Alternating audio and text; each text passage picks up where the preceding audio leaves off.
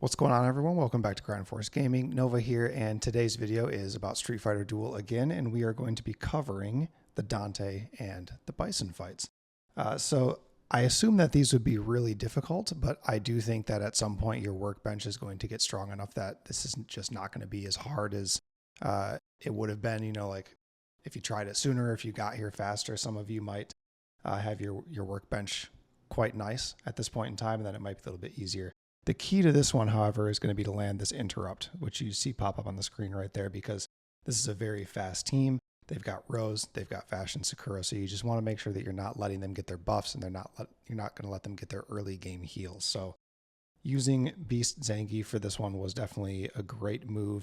And then after you get that first interrupt, you can just kind of let Fashion Blanka do his job, or whatever damage dealer you're using. If you're using like Chun-Li, Poison, or Combat Guile, or Dulcim even, you're going to have a really easy time doing that if you can at least interrupt the first combo chain, because that just cancels everything for the enemy team. No buffs happening, no damage being dealt.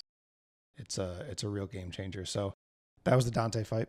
Not too hard, but again, my workbench is also pretty strong. So if you haven't been doing leveling on that or haven't been messing around with the cores, I definitely recommend doing that, and I'll show you my workbench after these two. But this is the second fight. I actually missed the interrupt, and I was kind of concerned about this. You can see I almost lose, actually. Even my Fashion Blanka gets pretty low, and they interrupted my combo chain as well, which did not help.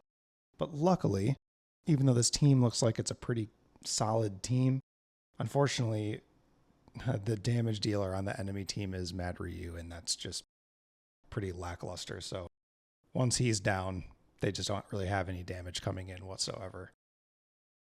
And that's it. That's the Bison fight. That's the Dante fight. It's not too hard.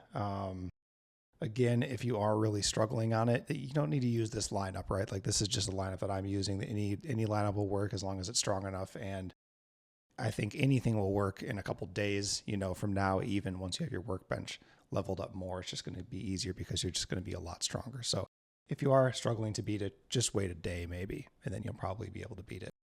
But these are my modules here, and as you can see, I did change some of my cores, and I did change them to make them more beneficial for my Fashion Blanka specifically. So that's why I have the first one changed to Agility. That's why I changed this third one here to Tank. Originally it was Assassin, and that's why I changed these last two as well. This one is Agility as well, and then the other is Legendary, just to give Fashion Blanka like really any edge possible, because he's my main damage dealer. I want to keep him alive, and I felt like if I changed the cores and the modules to assist him a little bit better, then it would just work out better for me, and I think it did. So whatever you're using as your damage dealer, maybe think about changing these cores to do a little bit more damage for you, or just give you a little bit more longevity or survivability. There are a lot of options within the cores, and you can read about them and check them out and use whatever you think is going to be, I guess, the most effective for who you're using.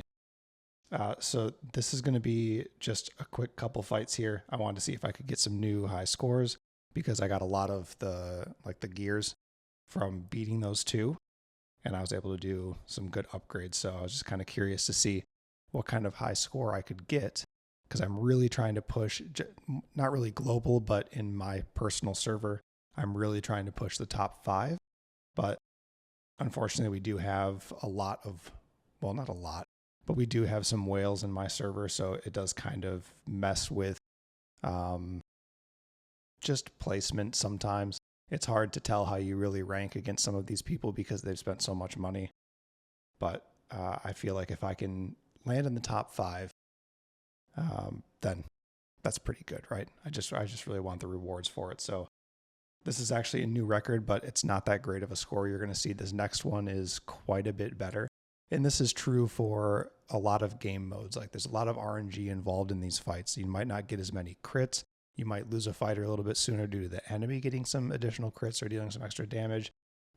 If you do happen to watch this back, you'll notice in the first fight that I actually get interrupted a couple times by Dante, and that just cancels my entire damage situation. He actually interrupted me right there as well. So it's difficult in circumstances like this when you're trying to get some high scores, but you just kind of have things landing at different times, and speed bars, reaching the peak at certain times as well. You can end up having things interrupted or having your combo chains not like land the way that you would like them to. But this one ended up being a lot better, and I got a lot better score for it as well. As you can see, that's a huge difference in score, and that placed me actually in the top 5. So if you guys are enjoying videos like this, please take a moment to subscribe, and we will see you on the next video. Cheers, guys.